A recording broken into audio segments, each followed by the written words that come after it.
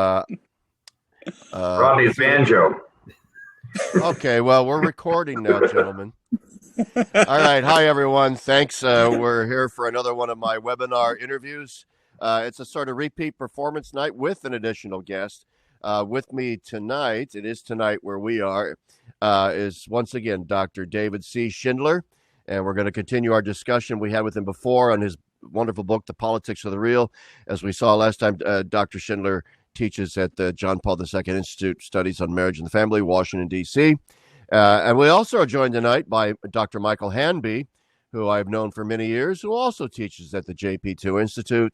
And Dr. Hanby has also written some wonderful stuff on politics, theology, science, technocracy. He's pretty much knowledgeable about everything. Hey, by the way, too, I'd like to kind of get into Augusto Del Noce a little bit tonight, too, because I just like to say Augusto Del Noce. It's just such a, I wish my name was Augusto Del Noce. So you can call me Augusto if you want. Or how does he pronounce his name? Is it Augusto? I don't know. Augusto. And then, of course, we have my former colleague, Dr. Rodney Howsare, professor of theology at DeSales University, my former employer of happy memory, I think. So anyway, I promised we're going to talk about many things. We're going to talk about politics. We're going to talk about theology, integralism, and anything else in between as a continuation of our discussion. And then we'll just let the spirit move us and go where the wind blows. But before we went on the air, Dr. Howsare was throwing out some preliminary questions as possibilities, and I liked them so much I decided to ask him to lead us off tonight. So if you don't mind, Dr. Rodney Howsare, go ahead and get us started here with what I thought was a great question. Yeah, so I'll start with my second of the two questions I was thinking about earlier. But it seems to me that you sort of the label post-liberalism, it sort of really does extend across a lot of ranges, and obviously sort of Milbank and radical orthodoxy. And then more recently, perhaps Patrick Deneen and Chad Pecknold and their project.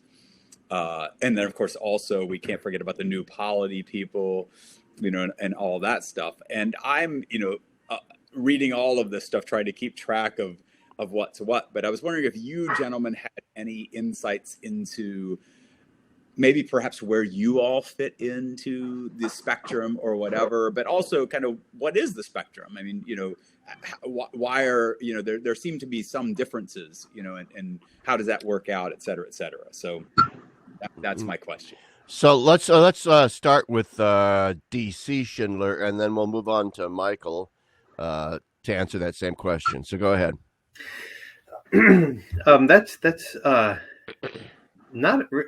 That's really not an easy question, especially without context. And I suspect that the answer I give would be slightly different depending on who I was talking to and what the concern was behind the question.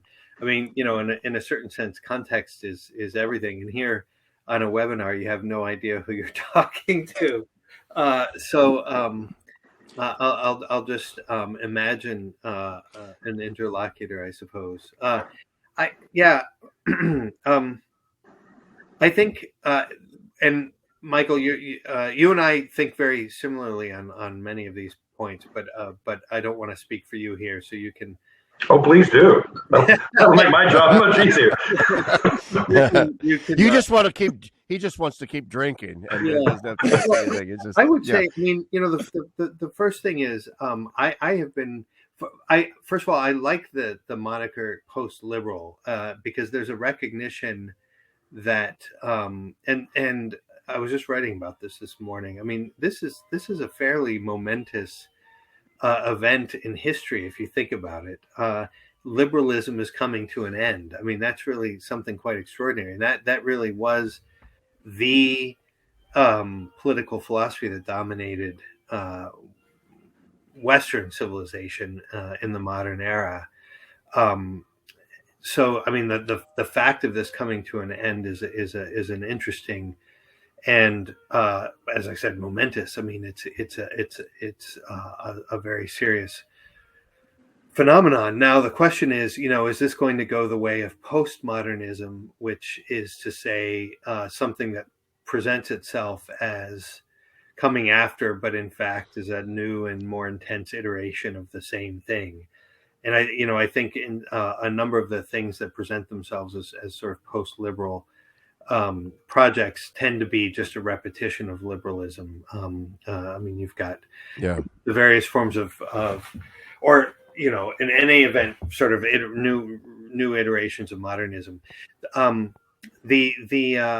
have to say, I appreciate the movement in Catholic circles of integralism, because the idea there is to recover the tradition and to raise a very fundamental question about the nature of political order, and to do so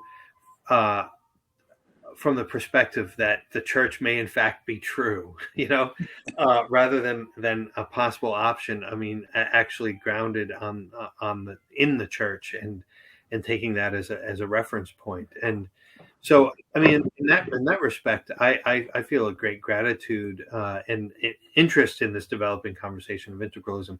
But that being said, I have to say, for my part, I've never quite felt at home with the thinkers that identify themselves as integralists. This may be something we get into later, but it seems pretty much across the board. There's a kind of nature grace dualism that's kind of at the heart of what integralism is all about, and that's obviously something that needs to be questioned. Now, a point that I've made on a couple of occasions, but it doesn't seem to have registered with anyone, and perhaps it's not as significant as I would hope. And that is, the very concept of integralism thinks of integrating grace and nature. And to my mind, that's a shorthand way of putting it. To my mind, that's not an adequate conception. Larry, you mentioned, and maybe we'll get into this at some point tonight, that the notion of analogy, which to my mind is quite different from the notion of integration. Integration typically thinks of parts that are put together to make a whole. That's how Aquinas uses the term predominantly, and I think that concedes too much to modernism. So I think it would take a long time to lay out a difference, but I think we need to have a more paradoxical and analogical sense of the relationship between the church and the political order than integralism tends to take for granted.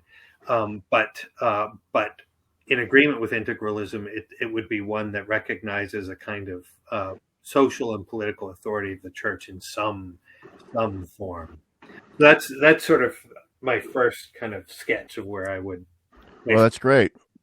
That gets us started. Hey, so Michael Hanby, where do you fall on the spectrum?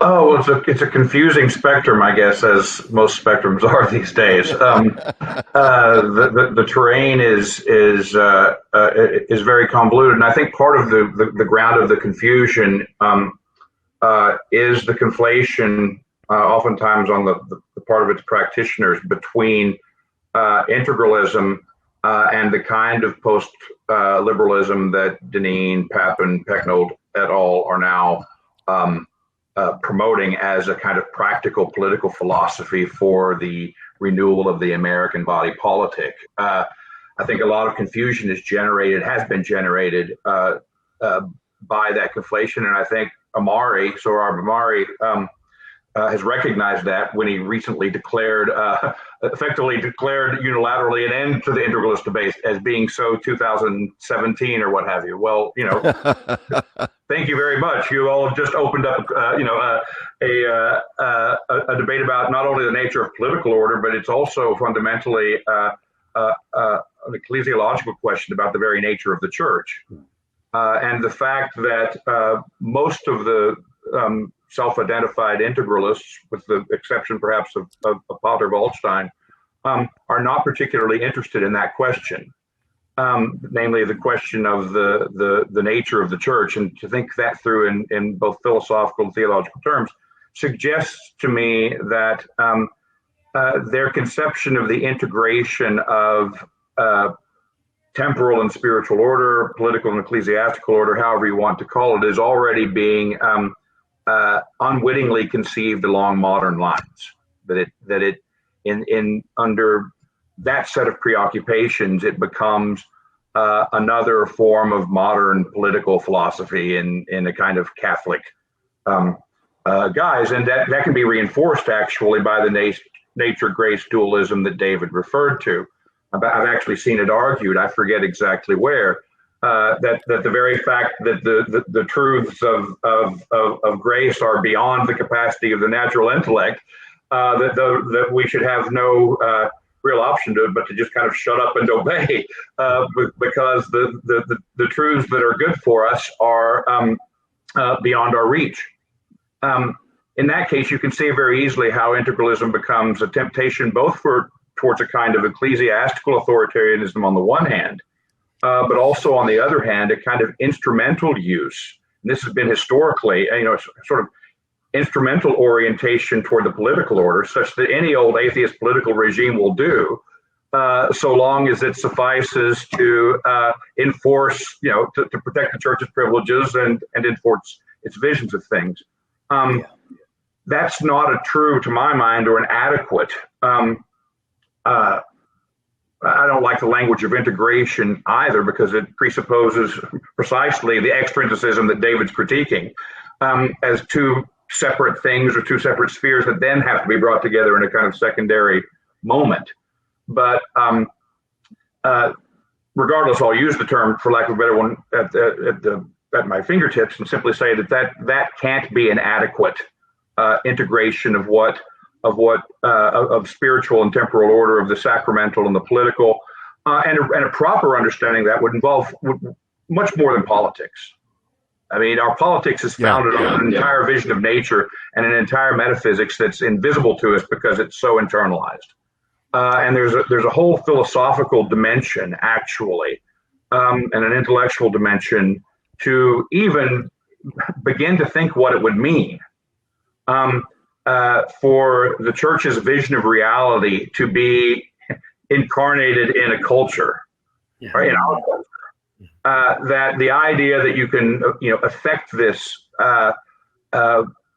simply by political means, it strikes me as, fantastic. Now, having said all of that, I don't find anything really in the political program, as best as I understand it, being put forward by Patrick and Chad and those guys, that falls outside of what is, it may fall outside of contemporary conservative Republican orthodoxy, but it doesn't fall outside of the imaginative possibilities of American liberalism already. Right. So it doesn't. So I think there's a real question about the extent to which contemporary post-liberalisms are really post-liberal. Right. Now, the imaginative possibilities and the historical possibilities, whether what they envision is actually possible at this historical moment in time, are two different questions. And where you ask, I'll finish up here. When you ask sort of where I stand relative to all of this,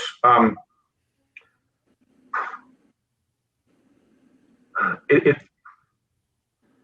outside it all in a certain sense. Like Dave, I think that the church is being inscribed into the order of creation and therefore having ontological weight and meaning for the whole of reality, either has to be true or Catholicism is not, right? And that therefore that has to have a bearing in principle on political order. So I accept all of that, but where we stand at our particular historical moment, for me, that's more a matter of constructing a city in speech than it is trying to win an election. And so one difference between me personally and Chad and Gladden and Patrick and Adrian and those fellows is they are about a practical political agenda for this country. and more power to them. And that, it seems to me that their vision of conservatism is one of the healthier things on offer in many respects. But that's not my project. I'm just trying to understand all this. Yeah, very, very good. I mean, I have certain questions about Deneen that might take us too far afield. I mean, I like Deneen's book very, very much, actually. But the question that raised in my mind was something you just mentioned, and I'm glad to hear you mention it, that how far beyond the actual thought world of liberalism does it go? Is it truly post-liberal? Does he, at the end of the day, really pull the trigger on something unique and different? It didn't seem to me that he did. But anyway, I could be wrong about that. And I don't know. We could talk about that. But I wanted to ask David a question. But before I do, I want to see, Rodney, do you have a follow-up to your initial question? If you don't mind, I do, actually. I don't mind at all, yeah. I'm enjoying sitting back here. I mean, as Mike Hanby said before the show, this is like the Mannings brothers, Peyton and Eli, sitting in their basement talking, talking football and having drinks. So either that or it's like theological Wayne's World. I don't know what we're doing here, but party. Yeah. So party on, Garth. Go ahead and ask your question. Awesome, that's great. So what was it like when you did the Beatles album that you did? No, I'm kidding.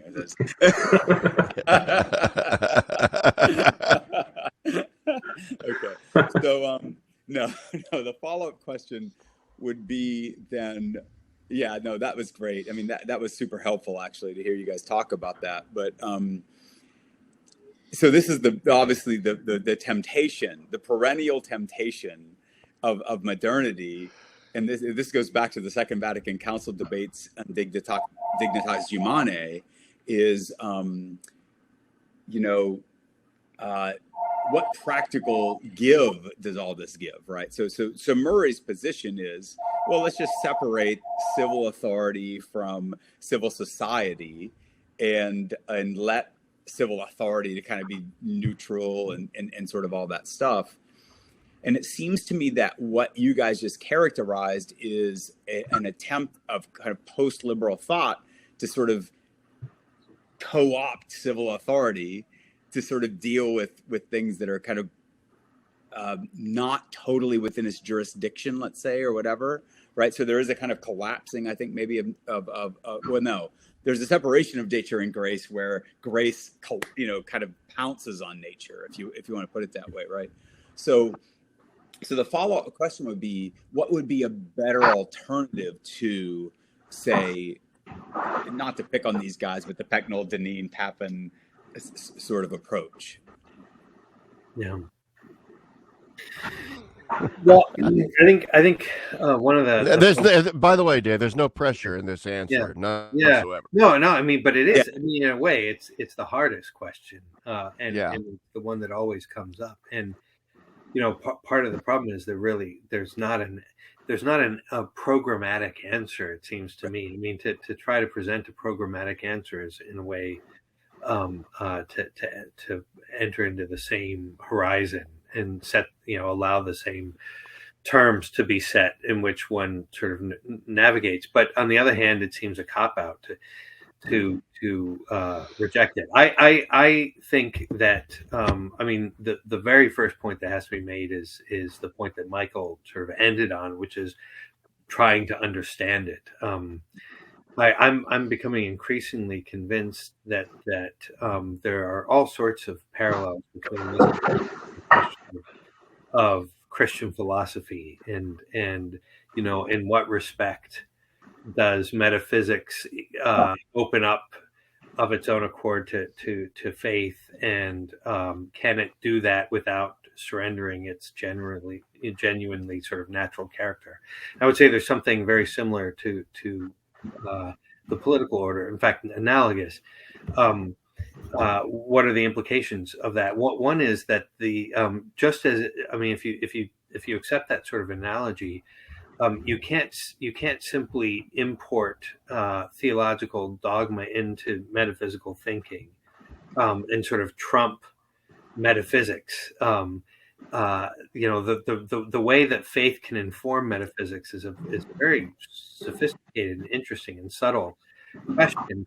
But one of the basic principles is that it will do so without compromising the integrity of metaphysics. And I would say there's something about politics.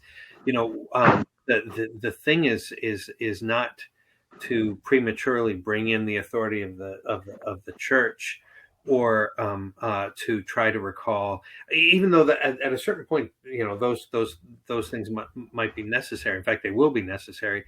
The point is that the political has an order of its own, and to actually do politics properly, which is something I think we're increasingly incapable of. I mean, I think that's liberalism is the annihilation of politics, right? In the proper sense, and I mean, we're witnessing that in all sorts of practical ways, very concrete ways.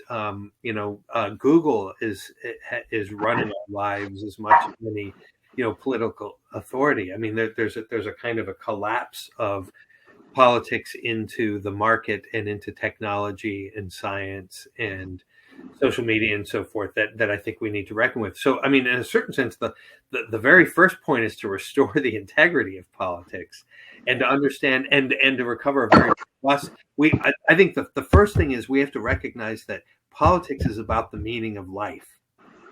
That's what it's about. And if we recognize that, we approach it differently.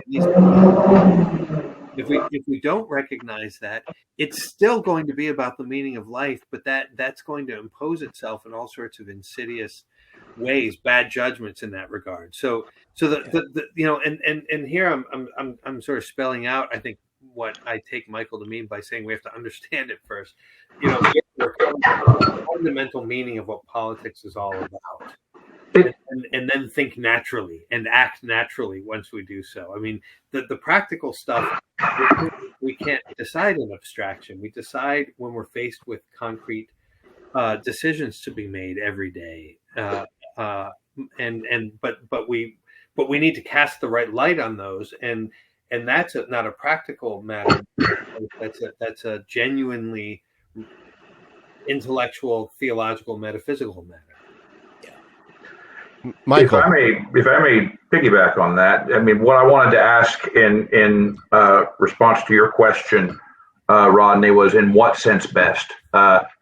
Best in principle, in the kind of Platonic sense, or best for us, given our actual historical situation? And now I really want to ask that question back at you because of something Dave said. I mean, the very same forces, if you want to call them that, that are rapidly propelling us into a post-political era and destroying politics, are also destroying the very condition of possibility for politics, namely a shared order of reality that we all inhabit and can recognize in common. If you don't have that, you can't have political society. And if you don't have political society, you can't have political order, and you can't have politics as the deliberation about means to ends that we share because we didn't create them, they're given to us. We have all but destroyed that, and I don't know how we get it back. And we may have to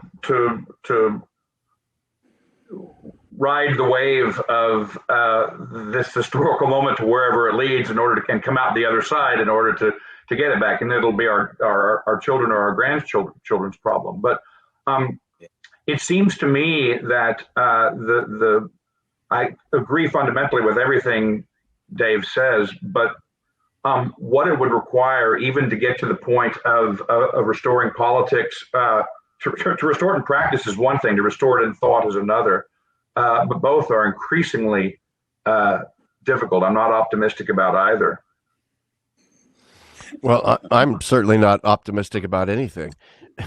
So You know, that's why we love you, Augusto. Yeah, Augusto la noche. I swear, I think the motto of my blog, the title of my blog shouldn't be Gaudium et Spes 22. It should be Things Are Worse Than You Think They Are, because that's my Abandon belief. all hope, ye who enter here. That's right. It's yeah, or that God doesn't shut one door, doesn't slam another, and you know, and I'm the original. Glass isn't half full, or the glass is damn empty. And I've taken the glass and I've smashed it on the It's always darkest just before it goes completely black. So yes, that definitely captures the essence of my attitude towards what's going on politically right now. And Michael, I want to come back to you with regard to the Riley book that you critiqued in New Polity, and a little bit about, because it bears on what you were saying just now, Augusto La Noche's critique of what's going on in modern technocratic society. But before we get to that, I want to piggyback on Rodney's questions to Dave, and ask to get into this question then of what's wrong with integralism is that it wants to, in a sense, integrate nature and grace. And it seems to me that you're in your book, The Politics of the Real metaphysical sort of heart and soul of that book was your assertion of an analogical relationship between the church and the state. And so that to get at that question, that sort of explanation, I'll begin with a simpler question, which is, it is said by some that the state has absolutely no competency over religious matters. Now, I would say that is wrong, and yet in a non-integralist way. So I was wondering if you could first sort of comment on that question and then get into the analogy thing. Well, you know, the notion of an analogy, I mean, that there really is no more fundamental Catholic thought. I mean, Shivara was just right about that. Whether his is the definitive interpretation of an analogy is another question, but he's absolutely right about that point. And you know, one of the ways that Aquinas describes the relationship between temporal happiness and eschatological beatitude is that temporal happiness is an image of the beatitude, and you know that's a really interesting notion there. It seems to me that there you get into analogy. This is one of the reasons I don't especially like the notion of integration. You know, what's the relationship between a reality and its image? You don't integrate a reality and its image. That just doesn't make any sense. They're two fundamentally different orders, so that they don't relate to each other in that way as parts to a whole. And yet at the same time, they're profoundly connected. An image is nothing but the reality manifests, you might say, in a distinct order. And that, it seems to me, is really illuminating in the relationship between the temporal order and the ecclesial order. You know, I'm still searching for the right term. You know, that one of the traditional ways of distinguishing is the temporal and the spiritual. I mean, but the problem with that is, I mean, and I think this is a devastating, a catastrophic problem. The moment you think about it, it implies that a temporal existence isn't a matter of the spirit. But I mean, that's totally absurd. Insofar as human beings living in time, it's essentially spiritual. Even our temporal existence is spiritual, and spirit is what defines humanity. So you know what is eschatological and earthly? I don't know. There might be some other way, but that actually then bears on that bears on the question that you raised at the end about whether the political authority ought to be recognized as competent in the matters of religion. And I would want to say, in one sense, no. In another sense, absolutely yes. And again, analogy is the key here. The political authority is competent in matters that pertain to existence in this world. And so the question is religion a part of life on earth? Yeah. Yeah. Yes. I mean, Yes, it is. Yeah.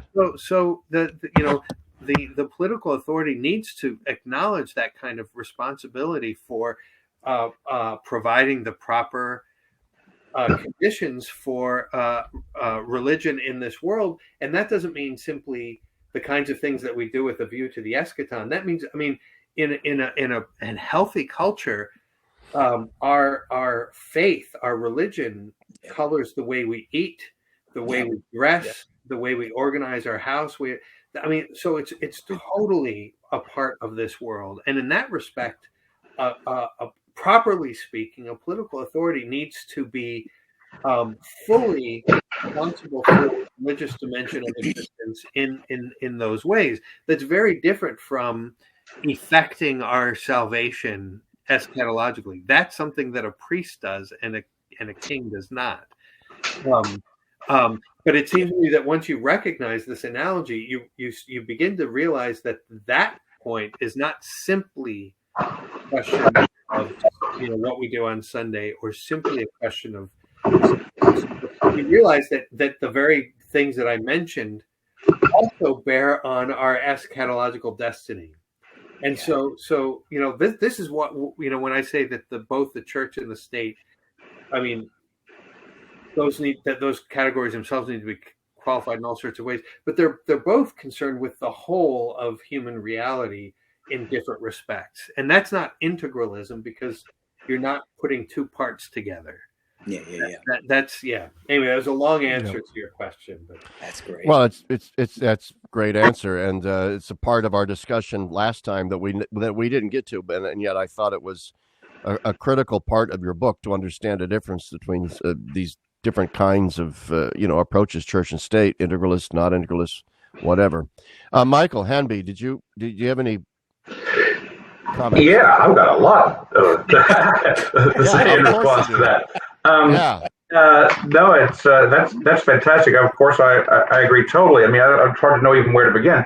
Maybe I'll begin where he ends. What a king doesn't do. One thing a Christian king does is that in his very being, as a sort of quasi-anointed figure, he points beyond himself to the truth of the sacramental order that he's not responsible for. That's crucial. And so. One of my, and I think, we talk about liberalism as if it were sort of one of the Platonic forms of eternal political possibilities, when the only actual liberalism that's ever existed is the one that developed historically in the aftermath of the Reformation and took on its quintessential form here. And I think it's important. It's very important to historicize it, and also to ask what is unique and quintessential about us. And one of the things it strikes me about our liberal order, it is that it is constitutionally, and I mean that in both a strict and a more metaphoric sense, constitutionally incapable of acknowledging the reality of the Catholic Church in its full nature. Yeah. To do so would, in effect, be to undermine the entire set of philosophical assumptions, not only about politics, but about nature, about God, upon which liberalism rests. Now, your earlier question about what the best regime might be, I don't know, but it would be able to do that. Mm-hmm. And that then raises all sorts of interesting questions and all sorts of complicated distinctions that have to be drawn along the lines Dave was suggesting about the different roles in this one life we live that the political actors and clerics perform. But those are questions that can be sorted out down the road. The political order ought to be able to acknowledge the truth of which the church is a part, or at least a good one ought to be able to. Now, the very fact that our liberal order is constitutively incapable of doing that seems to give the lie to the idea that it has no competence in religious matters. In fact, that's quite a pronouncement. Right. Or it entails the requirement that for the Catholic Church to be on these shores, it effectively has to become a form of Protestant congregationalism, contrary to its own nature, and happily we've complied for the most part. Yeah. Part of what underlies post-liberalism in all its forms is the recognition, the true recognition, that the claim of the modern liberal state to incompetence in matters ultimate, or in Murray's language, to offer merely articles of peace rather than articles of faith, is simply false. Right. Yeah. Because it's impossible to be neutral about the ultimate meaning of things, or about the mundane meanings of things. And so, part of the complaint, of course, against liberal order is that it, in fact, inscribes a vision of man, God, nature, freedom, truth, etc., which are essentially false, or distorted versions of older truths. Yeah. There's more, but the synapse is misfired, and I've lost the thread. Well, let me try and pick it up. I mean, it seems to me, and then I'm going to turn this over to Rodney. So be thinking, Rodney, of what you might want to ask. It seems to me that one of the chief problems with liberalism is its inherent tendency towards totalitarianism, because there is no self-limiting principle embedded in government, despite all of the constitutional sort of order and the rights that are embedded in the order. I mean, have we not learned from COVID, for example, and what's going on in Canada and so on, that basically all a government has to do to suspend the constitutional order is to declare some kind of an emergency. Oh, there's an emergency. And then the courts dutifully line up, and all of a sudden you don't have any civil rights anymore. We'll just take all that stuff away. And I don't think I'm exaggerating at all, because what it does point out is that modern liberal governments have no self-limiting principle with them. And I think this goes to the point David raised in his book, which is what we call religious freedom in the American constitutional order is really no such thing. It's more a kind of toleration that the government carves out of its own self-limiting principle, which is itself. So I was wondering if either one of you would sort of comment on that. Maybe we'll start with Dave and then go up to Mike. Yeah, just the very point. I mean, that's the quintessential modern move is self-limitation, and it's really interesting to see how this plays itself out in epistemology and in politics and in science. I mean, it's in every realm. It's a kind of the sort of critical stance of Kant. This is the heart of it. And I mean, and as you say, I mean, it's kind of interesting, Larry, you were both saying that there's no limiting principle, and then the state is, in a certain sense, precisely the point. When it's self-limiting, it sort of limits itself on its own authority, and there's no and the thing is, when it says that suffices to resolve the problem, it has installed itself as the absolute authority. Yeah, and so there's absolutely no order that it can't. I mean, it's precisely systematically excluded the very principles that could genuinely limit it, and so that's something that you might not notice in a day-to-day way, but in the moment of a crisis, there's absolutely nothing to hold it back. What could possibly resist, or there's no authority that it answers to, and then it becomes pretty natural to start wondering about to what extent are these crises real, and to what extent are they produced precisely in order to, in a way, transgress limitations. And that doesn't necessarily have to take the form of a conspiracy theory.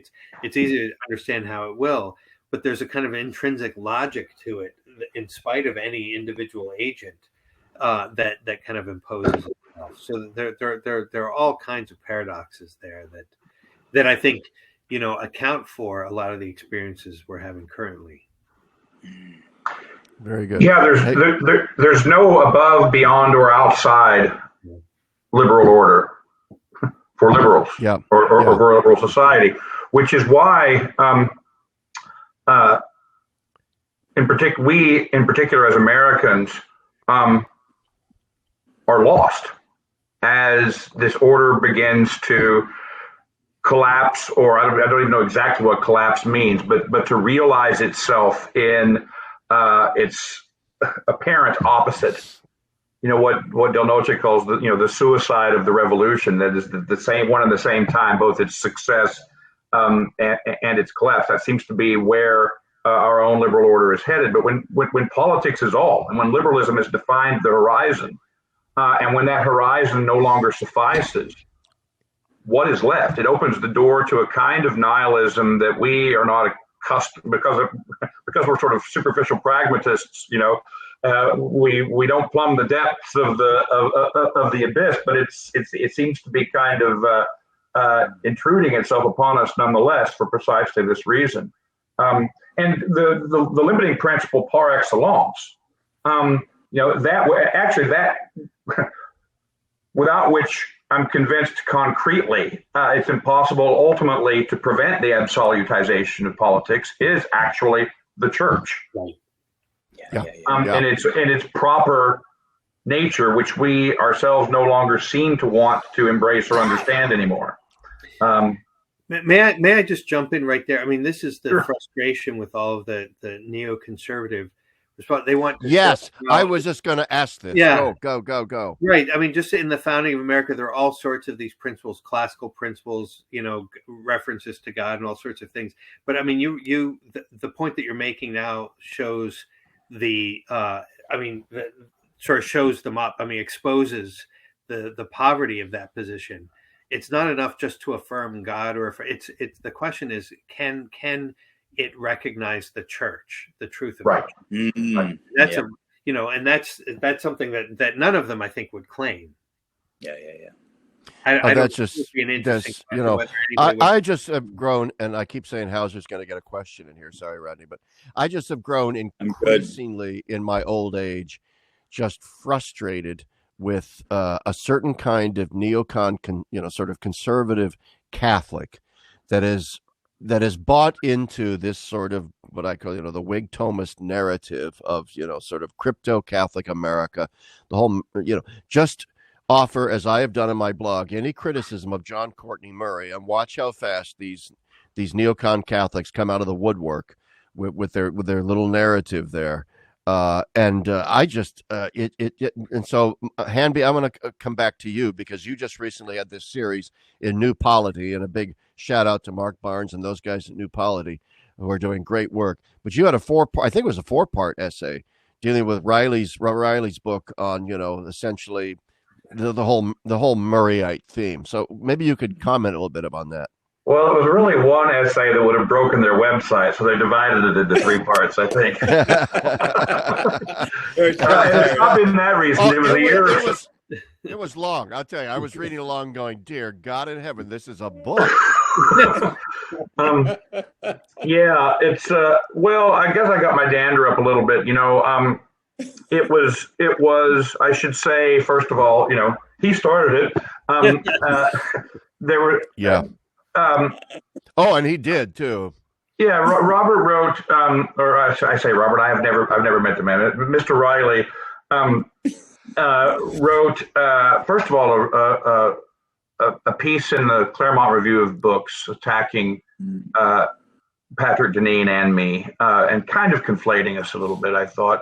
And and I'm sympathetic to. I mean, Patrick's a friend, and I'm sympathetic to a lot of what he does. So he probably suffers more from the conflation than I would, but and I did, and I let it go. I didn't respond. He did. Patrick did. I did not. And then this book came out, and I didn't respond and wasn't going to respond. And then it sort of caught fire in the Catholic and conservative press, and what I thought was already an almost intolerable cartoon of my position, to see a cartoon of the cartoon, I felt like I was compelled to respond, and it's very much along the lines of what we've already been discussing. Really, simply, not only has this kind of Whig Thomist conservative American Catholicism been utterly falsified by events. Oh yeah, it was never true for all of the reasons that we were just discussing, and there were a lot of particular points of contention or particular things that needed to be sorted out. For example, in how I read John Locke or something like that, that probably isn't of that much interest in this conversation. But I actually concluded the piece to illustrate my point on precisely the point that we just discussed. The very fact that American liberal order could not acknowledge the reality of the Catholic Church in its nature without ceasing to be American liberal order. Because it would, in order to do so, it would have to accept an entire vision of reality and a metaphysics and a natural philosophy that's contrary to those that are embedded in our most basic notion of freedom and rights, contrary to the God that was invented for political purposes in order to justify this whole business in the 18th century. And if that's true, then the whole idea that the founders accidentally sort of stumbled on to a kind of proto-Thomist republic, just an accidentally Thomist republic, just kind of falls apart. But if you have more specific questions, Larry, to be honest with you, it's been so long since I wrote the piece. I'm trying to conjure up what did I say back then. Well, all I remember is thinking to myself, I've read John Locke. I thought I understood John Locke. I don't know John Locke. And, well, I mean, and I say that as a compliment to you, because I think what your three-part essay really brought out, which number one, and I'm only partly joking, my own fundamental reading of Locke. I haven't read him in decades, but as a young man, I read him and thought, yeah, this comports with the whole American thing and Catholicism and all that. But I thought you teased out brilliantly were the latent metaphysical implications of Locke's view. And see, that's part of the problem is there's never enough going down deep into the metaphysical well springs of what it is that Locke is saying. By so many of these thinkers, they are content to just stay on the surface of things and say, well, Locke said this and Locke said that and bada bing, bada boo. And here we are with great America. And yet they don't get down to the metaphysical depths. And I think that was the heart and soul of what I took so much from there was, man, I need to go back and reread Locke now through the lens of Hanby. Just like after I read David's book on Plato, I decided to go back and reread some Plato, thinking, man, I thought I knew Plato, and I didn't. Yeah, well, Dave's got a great book on Locke too, and what he and I both do that's right. That most, and this is partly, I think, a function of the sort of artificial silos created by the guild divisions in academia. Most political theorists don't really read Locke's essay concerning human understanding, where you actually see the world that he's living in and operating in, and that underlies and corresponds to his political vision. Now, I appreciate you bringing Locke up or following up with Locke, because one thing I will say about that piece, I mean, one of the points that I tried to make there is, I mean, Locke's a fundamentally important figure, but he's also simply representative of an entire transformation in the understanding of nature, being, knowledge, and truth that took place in the 17th and 18th centuries. That's exemplified in other people who may or may not have a direct intellectual debt to Locke. So, it's often thought, and I think, Dave, I'm guessing you've encountered this as well from your critics, the idea that, we boiled the American founding down to the political incarnation of Lockean philosophy, and therefore, if we can show that it wasn't, or we can, trump their reading of Locke, then we can solve the problem. It was never my intent, and this is one of the things that I had to correct in Riley, to simply see the American founding as Lockeanism incarnate.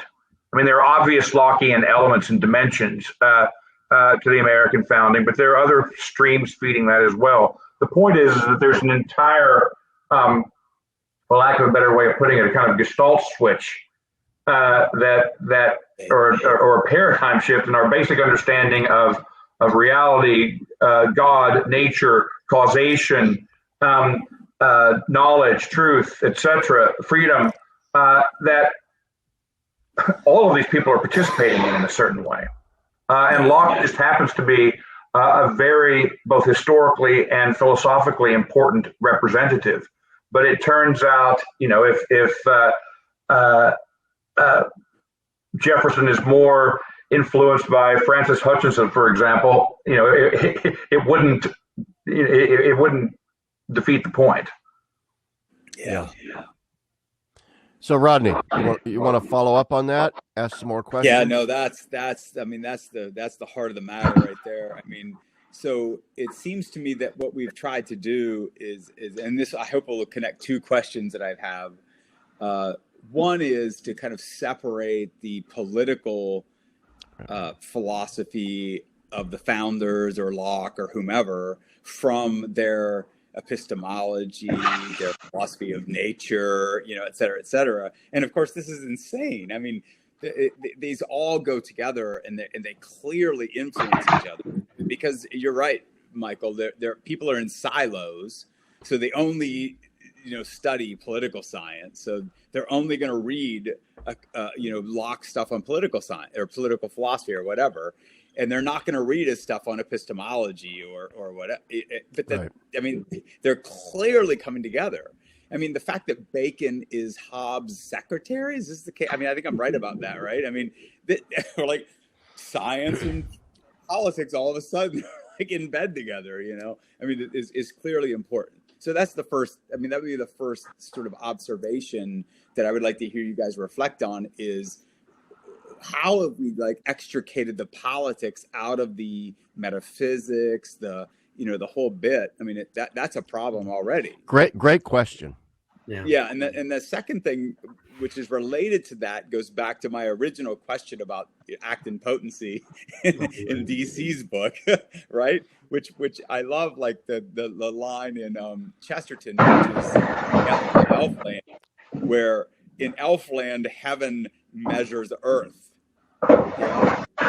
So I think there's a connection between these two things. I think modernity is the reversal of heaven measures earth, right? Mm-hmm. So and it seems like such a superficial thing that Chesterton is saying there, but it's so crucial, it seems to me, to traditional human beings, to think that we're measured by something bigger than us, and that has totally been eclipsed, and it seems to be eclipsed in these political philosophies, which are connected to these epistemologies, which are collected to these metaphysics, et cetera, et cetera. So anyhow, that's just something to get you guys instigated to say something. Yeah.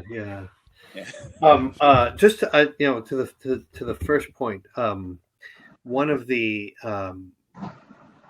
concerns always that one hears, and I have to say I find it sort of baffling, but the criticism always is that if you appeal to something like a metaphysics behind, the founders or something like that, that you are supposing that ideas have a kind of deterministic historical force, and that's just a strange thing to say. I mean, I suppose that would be one way of construing, and then. Hegel, and I mean, first thing, nobody properly understands Hegel. Hegel is a far more interesting thinker than most people allow him to be. But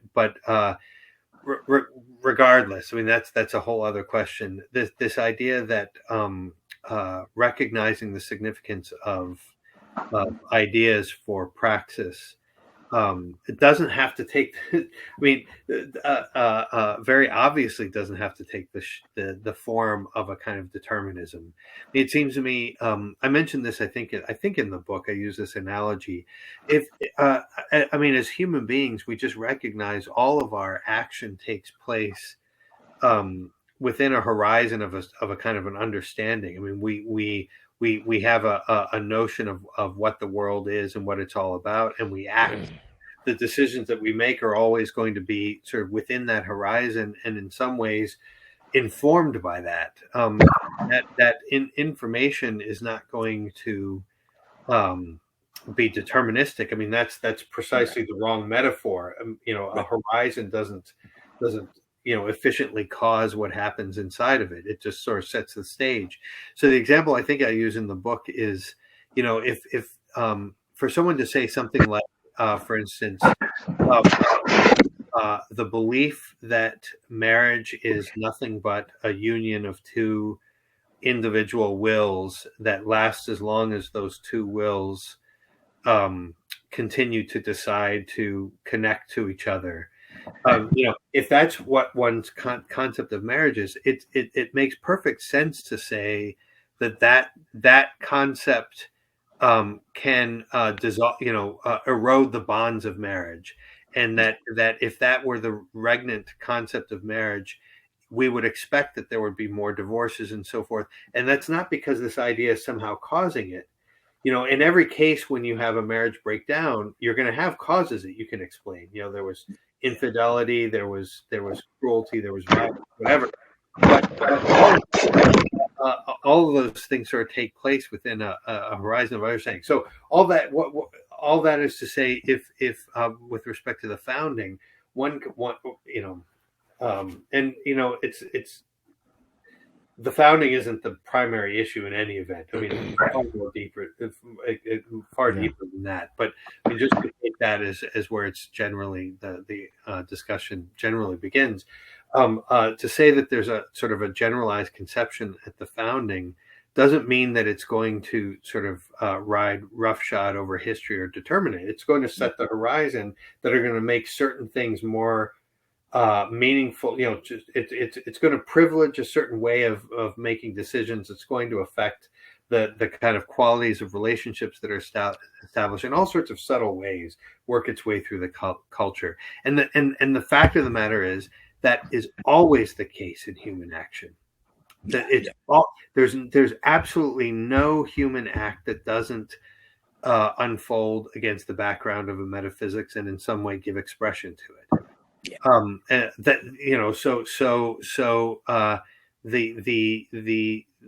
It's not a question of whether we ought to take ideas seriously. I mean, the ideas are there. They're part of the meaning of things, and to ignore that is simply to be superficial. So anyway, that's one initial comment about the active potency. That is such a huge and beautiful question, but I'll pause there for a moment because I was talking too much. I don't know if Michael wants. Oh no, you weren't talking too much at all. I thought that was just fantastic. And before I turn this over to Hanby for comment, I put my glasses back on. We were talking about this before we went on, Hanby. As we age, we start morphing into each other. I mean, the two guys in the screen below us still have their hair, which skews the analysis. But as I look at you, all I can think of is mini me, you complete me. That's all I can say. You complete me. Yeah. It is strange how age is reductive, right? We all have like the little gray. Yeah. Oh yeah. We got more than a little, but yeah. No. David is gray, and you're gray, and it's.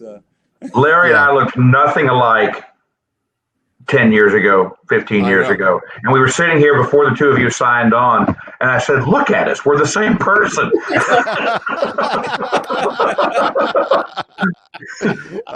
Yeah, I know. You got so much more handsome. It's yeah, what do they call that in evolution? Where convergent evolution. There we Right. go. Homology. Okay.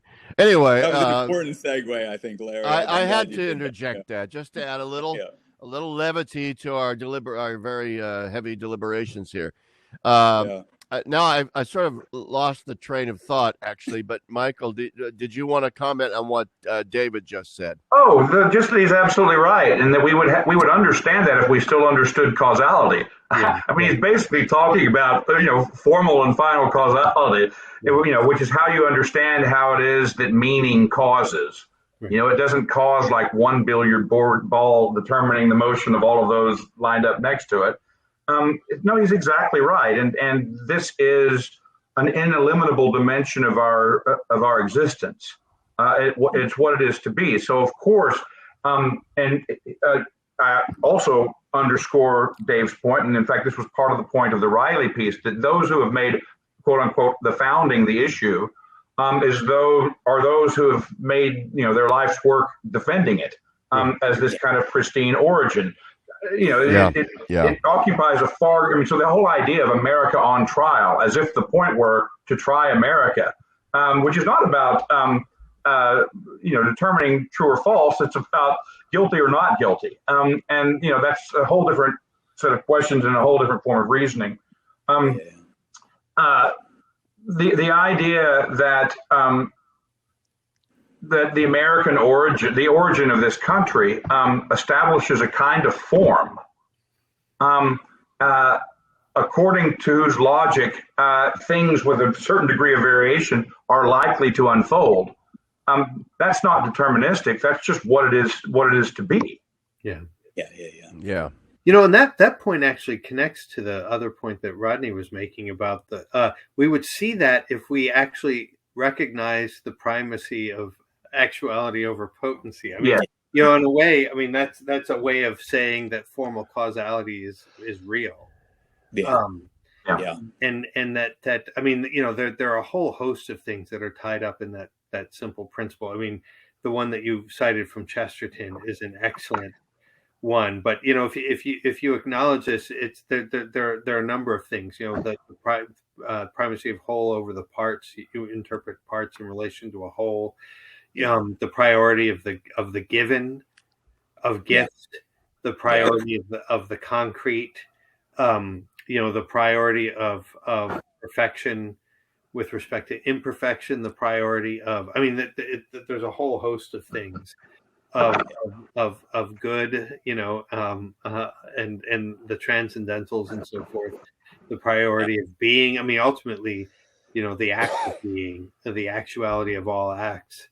All of these principles are gathered together in that, and it sounds very abstract to talk about actuality and potency, but it seems to me that that's a kind of abstraction that is in fact a super concentration of a number of themes, and one of the things that's beautiful about it is that it's also Catholic, in the sense that it an affirmation of the principle unfolds into an affirmation of history, and but history not in a way that is antithetical to metaphysics or philosophy. I mean, that's the extraordinary thing. But a notion of history, and therefore a notion of God's self-revelation in history, a notion of the church. And a Trinitarian conception of God and the rest. I mean, one can go on and on. Yeah. That's good stuff. Just quickly, I had a student visit my office one day in a kind of sort of moment of theological crisis or whatever. She had gone to mass, and the priest, during the prayers the people had prayed, the prayer was that the kingdom of God would be more inclusive. Wow. and I began, and she goes, "What do you think that means?" And I mean, obviously, sort of when one says, I know exactly what it means. But I began to think that this is like an absolute reversal of the Lord's Prayer. Right? Yeah. Right? That thy will be done on heaven as it is on earth. Yeah. Yeah, with or whatever. But I mean, isn't that's extraordinary? With unicorns. That is it reaching its reductio. Yeah. That's the kind of prayer that one would expect a progressive priest to pray, because it's precisely the reversal of actin potency. Right. It's like, wouldn't it be nice if God were on board with us? Right. I mean, Can we really with rainbow pixie dust and unicorns? Yeah, you name it, or unicorns farting rainbow pixie dust. There we go. Oh dear. There. Yeah. Hey, it's my webinar. I can say. Getting late. I told Michael beforehand. You can say whatever you want on here.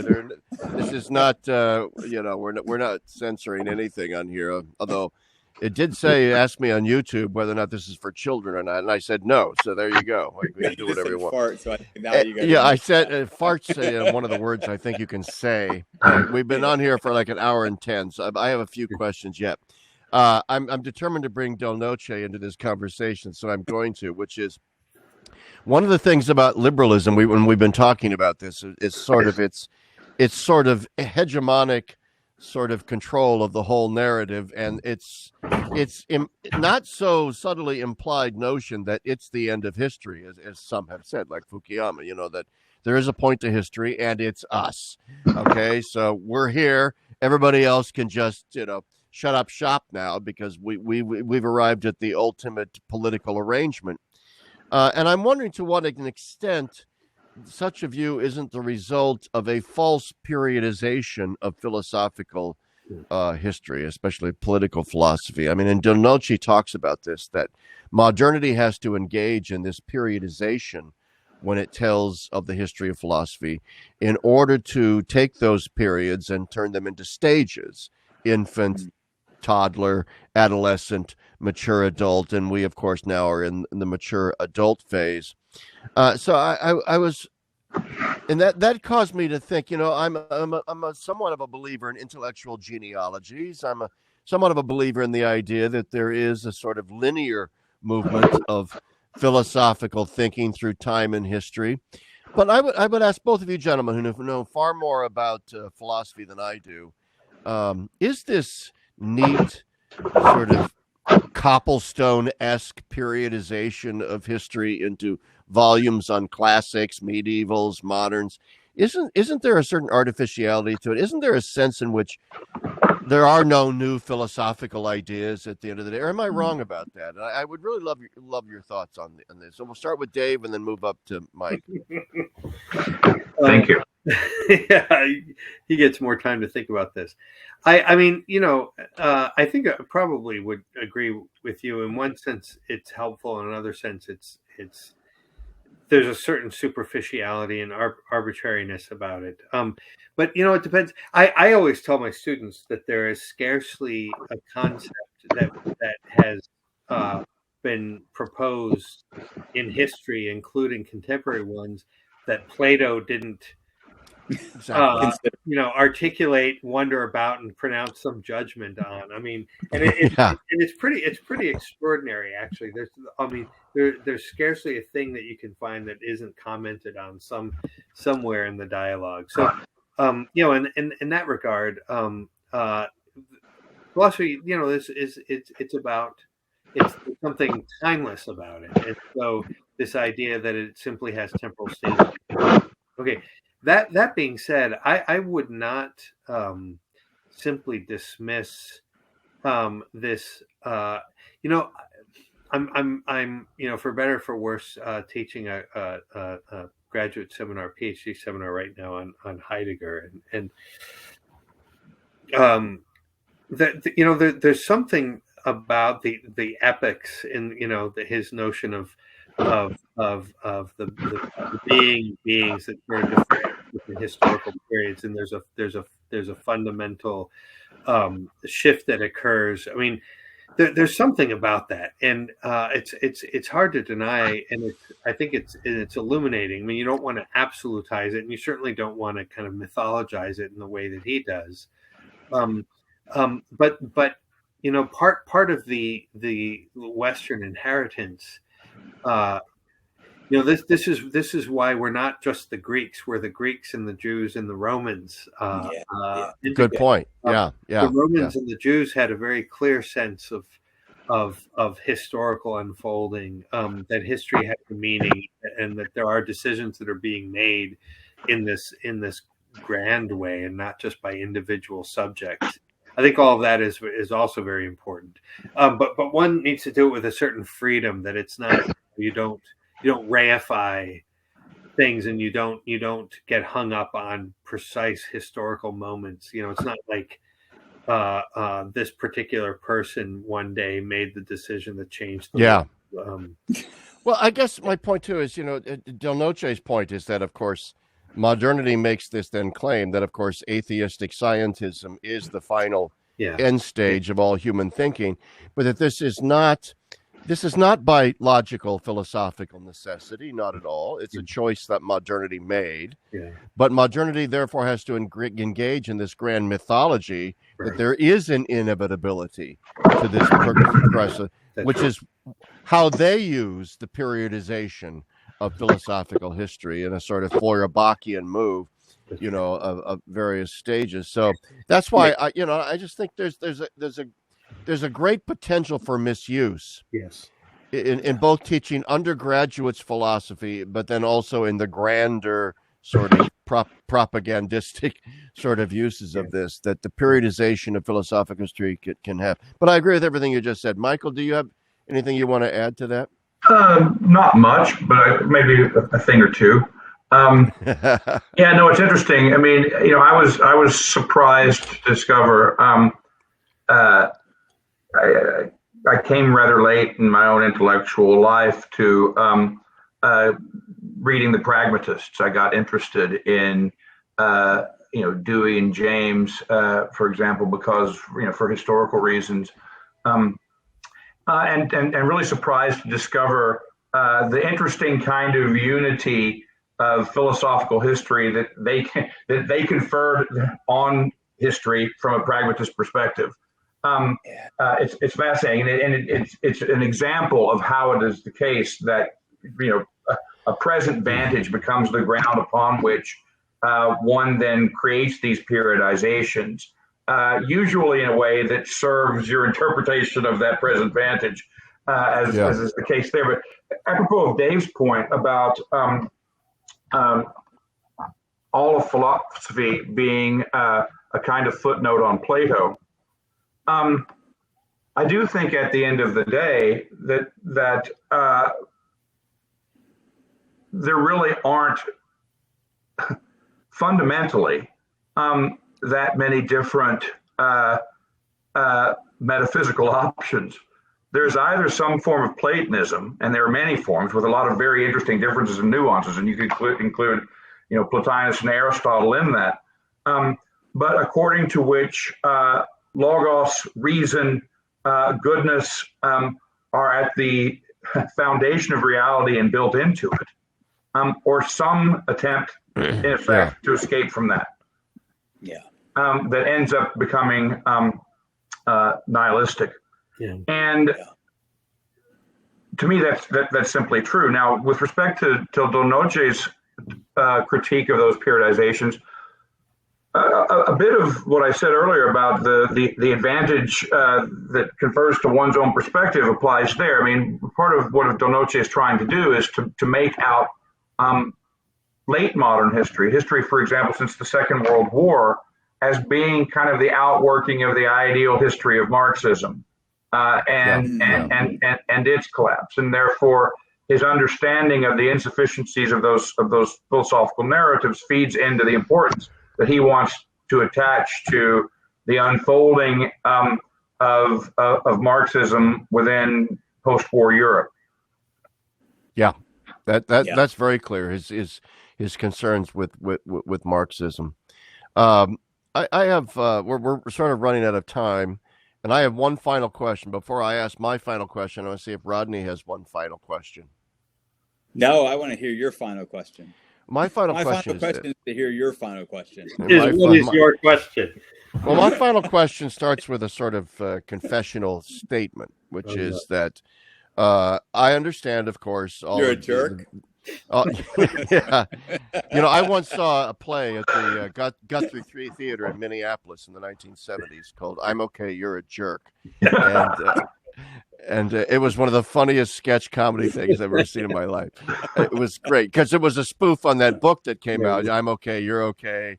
A lot of our viewers here will not have any idea what we're talking about, but yeah, Rodney, I'm a jerk. You worked with me for 20 years or so you are well aware. Everybody who knows me knows that I'm a vile and miserable human being, mostly unhappy most of the time, and why that is a mystery.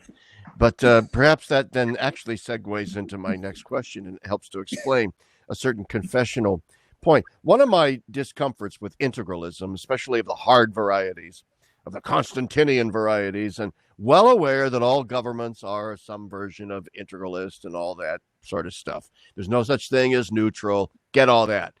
Nevertheless, I have a strong sort of Catholic work, Dorothy Day. So, and I'm looking over here because this is where my computer screen is, but I have a very strong Dorothy Day sort of personalist, but I have these guys streak in me. I also have a strong Howardsian streak in me, a sort of William Kavanaugh streak in me, that says that the church's position vis-a-vis the state is always going to be a sort of Pauline sort of struggle with principalities and powers, and that there is such an inherent danger in sort of too close a relationship, power relationship between the church and the state. And I have a predilection in favor of more eschatological, prophetic sort of critiques of, the whole sort of Yoderian speaking truth to power. I know that's cliche, but I think the church is best when she is in that posture. And she has been at her worst when she is in a Constantinian posture. And I know that that's a bit of a caricature because the Constantinian arrangement also brought Catholicism to the masses. So I was wondering if you guys could maybe comment on that sort of critique of integralism from a sort of Howardsian or Kavanaugh sort of perspective. So I'll start this time with Hanby and then maybe go down to Dave. Well, as you know, I don't quite know how to characterize it. I mean, I studied with Stanley Hauerwas and have a great deal of affection for him. And know Bill or William. Well, they're both really, really good men. And I've learned a great deal from both of them. I do think there's a very healthy skepticism in those positions of the ways in which the church can be corrupted or sullied by its dalliances with a kind of power that is not of its essence. And the history is littered with examples. At the same time, though, it seems to me that the church has both a claim upon and a responsibility to the whole of reality.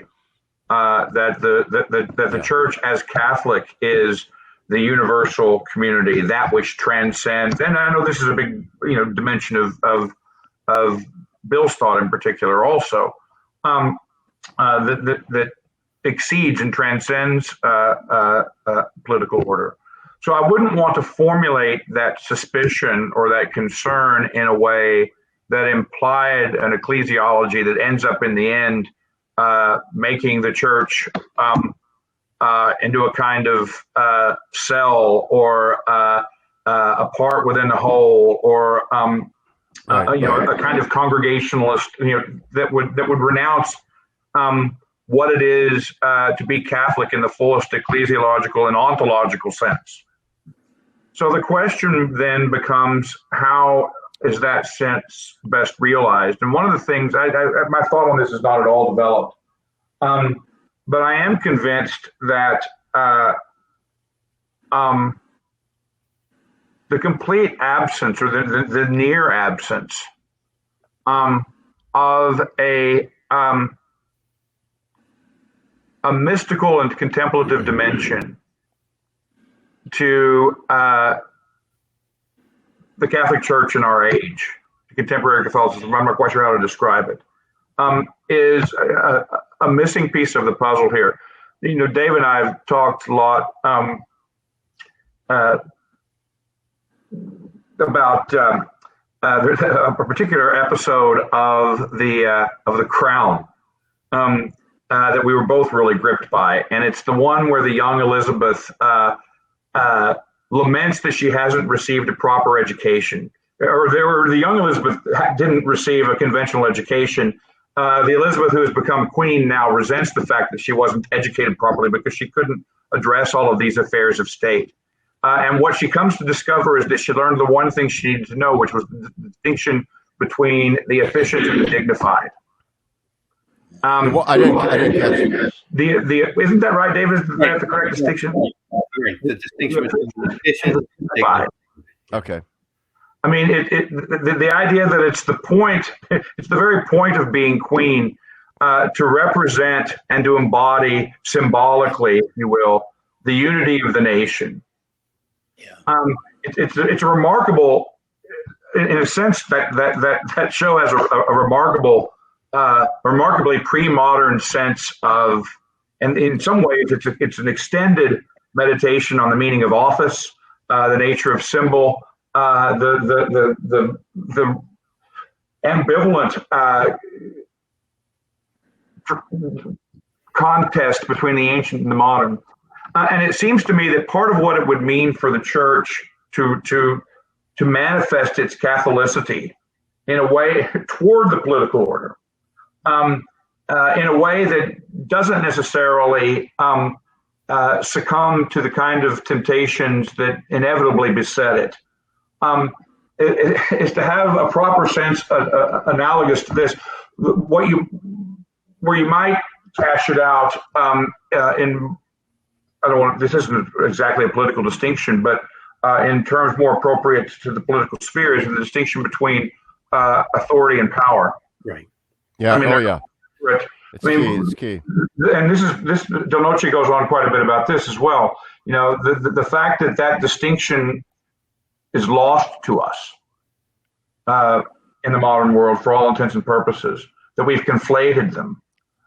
It seems to me is part of the problem, and will inevitably lead to that kind of succumbing to that kind of temptation. Yeah. Dave. Yeah, no, that's in fact that's where I was going to go. You sort of took my stole your thunder. It's okay to say what he said. Yeah. Well, maybe you can actually put it into coherent sentences, coherent English sentences. What's at stake is the meaning of the political, and we have to understand that man is political and a rational animal, and those things are connected. And that means ultimately that every single thing that we do is a desire. It grows out of, it springs from a desire for to understand the meaning of things. In fact, to display the meaning of things in a sort of a public way. That's what that statement means. I think we've lost a sense of what it means to be a political animal, and so that the politics is ultimately about the public manifestation and celebration of truth, beauty, and goodness. And that if we don't see that, then it doesn't make sense why the church would be involved in that sphere. But our failure to understand that, and our exclusion of the church from politics in a way, go hand in hand. I mean, they're two sides of the same coin. So all that being said, it's a matter of establishing the principle. Larry, you said the church at her best is speaking truth to power, that sort of thing, and being persecuted, and of course there's a profound truth to that, and that really needs to be emphasized, that is profoundly true. But I think we would want to say it's true in a certain respect, and we wouldn't want to absolutize it. Right. Exactly. that it's true de facto, you might say, but you wouldn't make it true in print. Just to make this point, I mean, you don't want to say that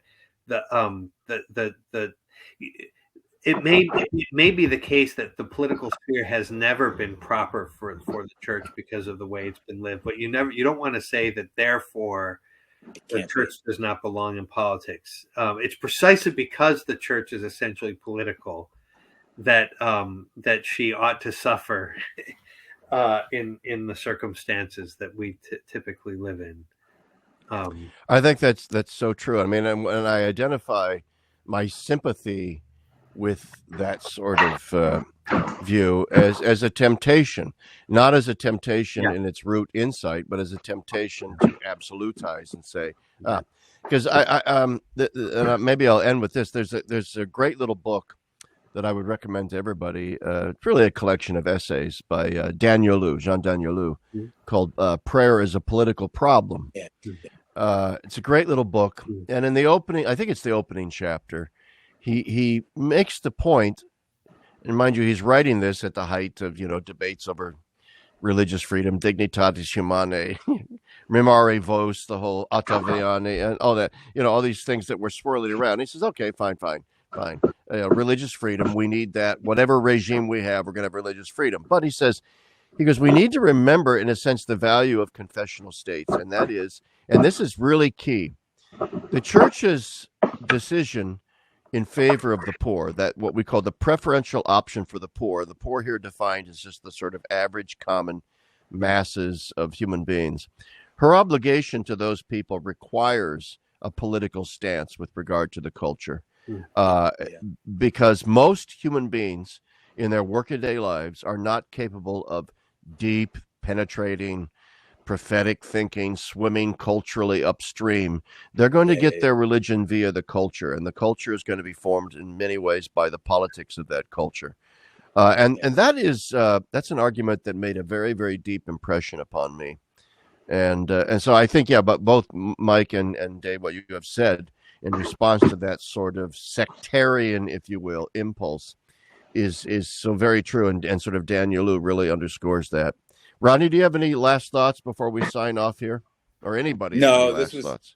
No, I don't have any last thoughts. This has been a blast, and I've enjoyed every minute of it. I think this is as good an interview as we've done, Larry. So I mean, I think everyone we do is better than the one before, and I think this one was great too. The only thing missing is theme music, guys. I know. I have to have. I gotta have theme music. I think we have like a good. We also have to do. We have to do something with Hanby's sound system over this. There's a couple of times you sound like you've been murdering puppies over there. I the chair's moving. I don't know what it is. I can bring my dogs in to show you that they're still alive if you need me to. They're just outside the door. You probably all heard my kids with clarinet practice at the very. Oh, that was earlier, and I was going to ask who is the troubadour. Who is the troubadour in the background? Clarinet practice. Yeah. Oh, yes, there is practice. Yeah, when I was a kid, starts howling. I played the saxophone. So as a kid, I was doing saxophone practice with often split reeds squeaking into the night.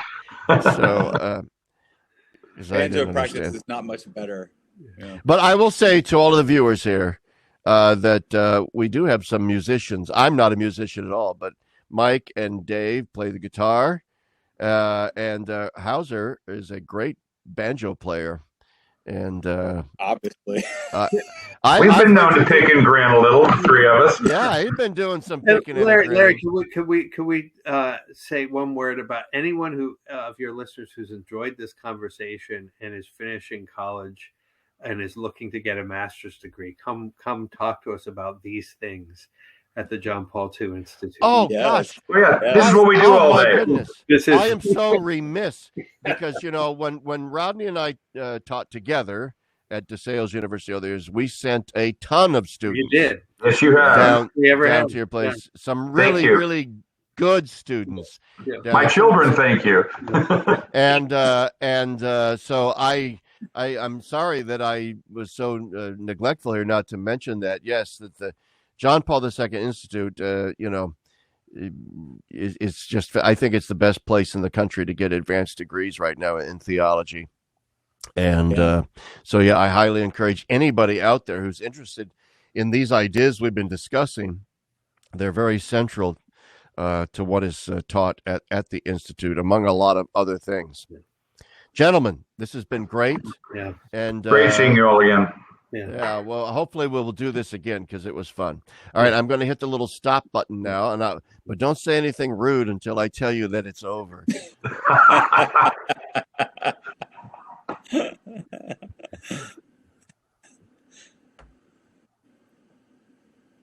It's a long pause. I don't trust him. Yeah.